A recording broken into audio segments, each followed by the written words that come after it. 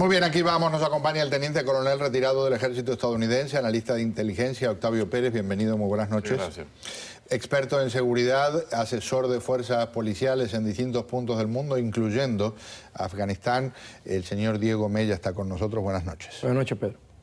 ¿Qué le parece en términos, Octavio, de lo que significa que un objetivo blando muestra tristemente lo fácil que es para un grupo terrorista hacer un desastre como este? Esto es lo que se ha venido hablando en muchos años. ¿Por qué es que no ha habido un ataque en los Estados Unidos y cuáles serían los objetivos blandos? Los objetivos blandos sería un lugar donde hay una reunión como un juego de fútbol, donde muchos de los estadios de fútbol norteamericanos puede haber 50, 60 mil, hasta 70 mil personas. Un shopping center, un mall, donde también pueden un fin de semana haber 20, 30 mil personas. Eso es lo que es un objetivo blanco y ha sido siempre el miedo que ha tenido después de la comisión del 9/11, los objetivos fáciles. En este caso, vemos la ejecución por un grupo de 10 a 15 personas que ya llevan más de 72 horas técnicamente en jaque a una fuerza policial que no digamos que sea la mejor del mundo, pero sí tiene buena asesoría. Tiene buena asesoría con elementos de Israel y los Estados Unidos en cuanto a la lucha contra el terrorismo. Que lo han estado ayudando en estos momentos. Sigo con ustedes en un instante, pero tenemos contacto en Nueva Orleans con el señor Ricardo Ortiz. Su padre, Juan Jesús, murió asesinado en este episodio. Nos acompaña desde Nueva Orleans y le digo bienvenido y nuestro sentido pésame por la enorme pérdida, señor. Muchas gracias por hablar y por su llamada. Le pido por favor, vamos a su ritmo, cómo se entera de lo que pasó con su papá, qué sabe de cómo fue y qué hacía su papi en Kenia.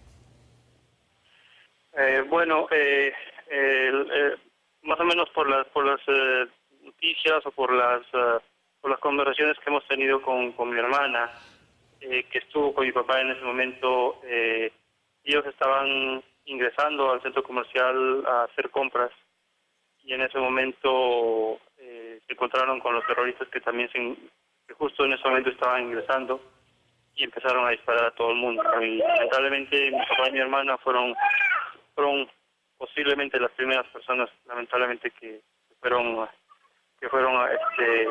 agredidas, ¿no?, por las balas. Así es. Le ofrezco disculpas porque no he estado al tanto en los últimos minutos, pero su hermanita sobrevivió.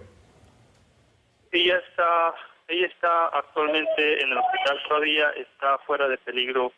Tuvo daños severos en una de las manos y una bala en una pierna, pero tengo entendido que se está recuperando exitosamente. La pudieron intervenir quirúrgicamente con rapidez y hasta el momento se recupera, como le digo, bien. El mayor problema que tenemos es la recuperación psicológica. Ella está todavía en un estado de shock, un trauma muy grande, y eso creo que va a ser lo más difícil de superar. ¿Tienen previsto traer a su hermana a Estados Unidos o a Perú? Tengo entendido que ella es ciudadana estadounidense, ¿correcto? Eso es correcto. Ella sí nació en Estados Unidos, sí. Estamos en coordinación con la Embajada de Estados Unidos en Kenia. Ellos están muy involucrados en el tema, están dispuestos a apoyarnos en todo y lo único que estamos esperando es que mi hermana se recupere, que le den el alta médica y en ese momento se empezarán los trámites para que mi hermana sea evacuada aquí a Estados Unidos. Su papi trabajó muchos años en Naciones Unidas y tengo entendido que estaba a punto de irse a trabajar a Inglaterra. Eso es correcto, es una gran pena y la verdad solamente recordarlo nos da más dolor. Sí, mi papá es cierto, él ya tenía un contrato de trabajo con la Universidad de Liverpool y solamente estaba a la espera de que le hicieran llegar su visa de trabajo, que justamente tenía que llegar estos días, a más tardar creo que le dijeron martes o miércoles de esta semana que le llegaba su visa de trabajo. Ricardo, ¿y en algún momento, sobre todo en fechas recientes, su padre le había mencionado algo que le hiciera temer que se transformara en particularmente insegura la situación en la capital de Kenia? No, definitivamente no. Mi papá ha vivido muchos años en Kenia. Siempre nos comentó que Nairobi en especial era una ciudad peligrosa, pero no más peligrosa que cualquier ciudad grande del mundo, ¿no? La Ciudad de México, Lima, la capital de mi país es una ciudad peligrosa también. Casi todas las ciudades grandes creo que tienen ese problema y Nairobi no es la excepción. Sí es una ciudad donde uno tiene que tener mucho cuidado de andar de noche, pero creo que actos de terrorismo de ese tipo no eran así muy frecuentes. No era algo que uno podía esperar.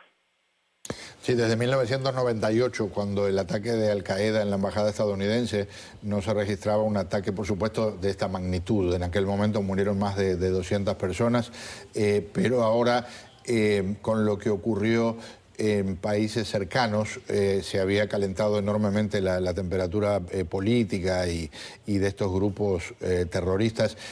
¿Tienes más familiares en Kenia, Ricardo? No, solo estaba ahí mi papá y mi hermana.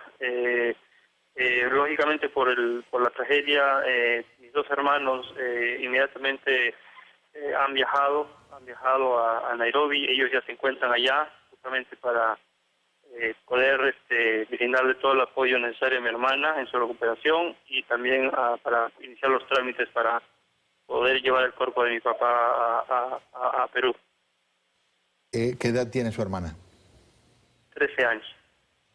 Bueno, nuestro profundo respeto, nuestra solidaridad, lo acompañamos en su dolor y lo que le deseo es que pronto pueda reencontrarse con su hermanita y que ella pueda rápidamente comenzar el proceso de recuperación que inevitablemente llevará su tiempo, pero que Dios los acompañe. Muchísimas gracias por sus palabras. Gracias por estar con nosotros. Respetamos profundamente la valentía de hablar en estas circunstancias. Vuelvo aquí con nosotros en nuestro estudio. Les había presentado a Diego Mella. Diego ha trabajado en términos de asesorar sobre seguridad y de revisar cómo funcionan las cosas en territorios donde hay básicamente guerras, mucho más que estas circunstancias en términos de un ataque terrorista. Pero hay una realidad, lo hemos mencionado en alguna ocasión, basta que haya una persona con la intención de hacer daño para que no exista la posibilidad de tener 100% de seguridad en ninguna circunstancia. No, y obviamente eso lo vimos en el ataque al Navy Yard en Washington. Una sola persona con un shotgun, mira cuántos daños hizo. Ahora bien, en el caso de Nairobi, hace como un año atrás, la embajada norteamericana, que trabaja muy estrechamente con el gobierno de Kenia, hizo un asesoramiento de la seguridad de los tres grandes plazas, mall que hay allí, uno de los cuales es Westgate Mall, y les dijo que había muchos problemas de seguridad en ese mall y nunca se hicieron las recomendaciones que quiso la embajada. Pero esto no es nada nuevo. Si tú recuerdas, en noviembre 26 de 2008, el gran ataque que hubo en Mumbai, en la India, donde un grupo de terroristas que vinieron de Pakistán, del grupo terrorista Lashkar al-Taiba, llegaron por mar e hicieron un ataque coordinado en 8 diferentes lugares, el cual el más famoso, por supuesto, fue el famoso Hotel Taj, donde estuvieron 3 días, como aquí, del 26 al 29, porque el problema de las fuerzas de seguridad en muchos de estos lugares, incluyendo aquí, no están entrenadas para esta clase de ataques terroristas.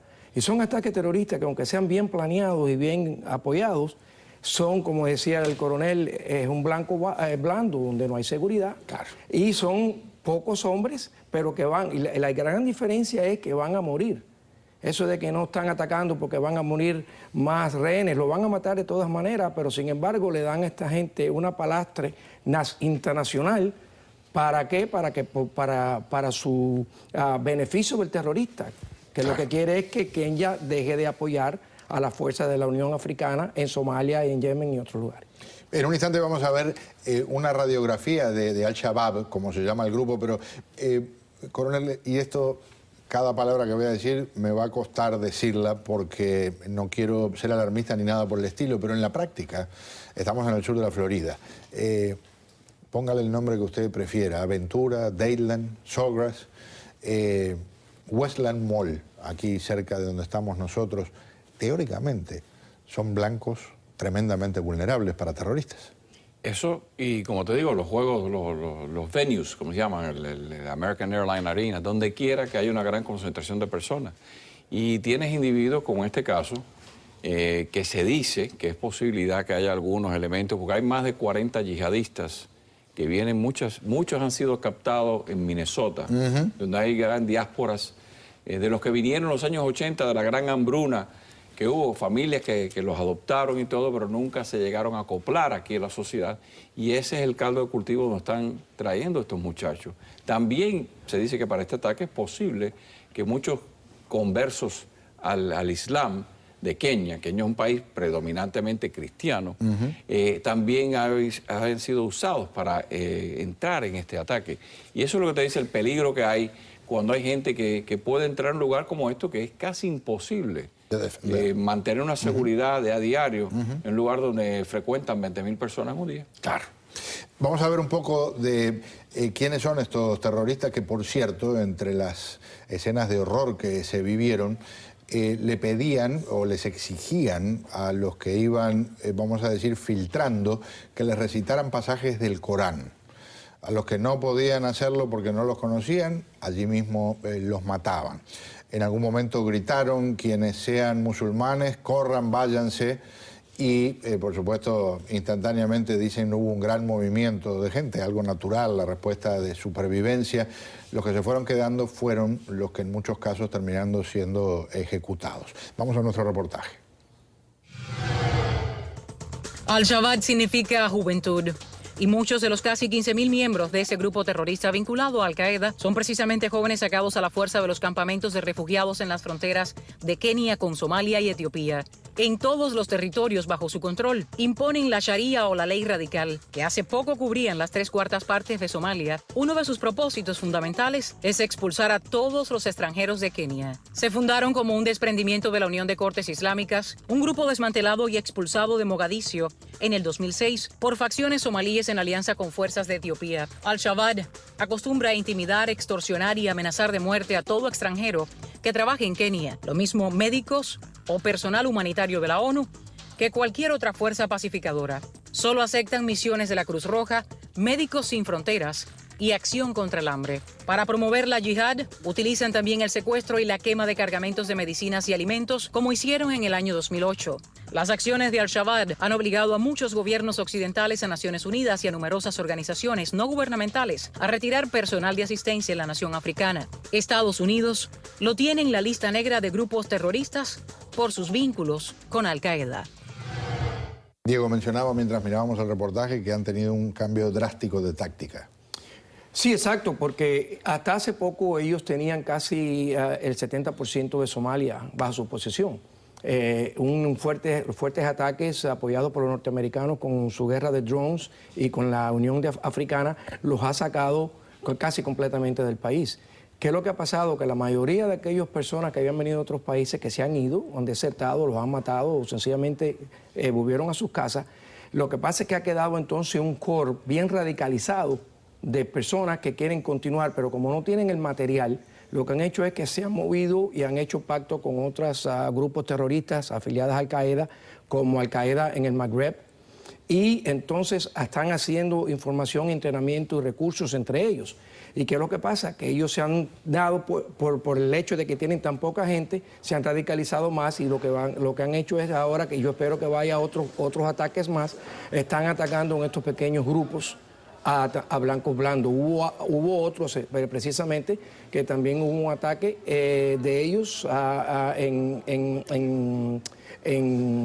Yemen, también parecido que se hizo aquí, pero no tan popular. Es decir, que podemos ver ya un cambio de táctica en este grupo.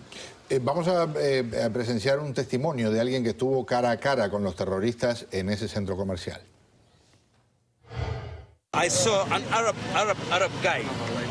Vi a un hombre árabe, un hombre fuerte, no un hombre somalí, y él estaba sosteniendo una pistola, así que corrí por mi vida.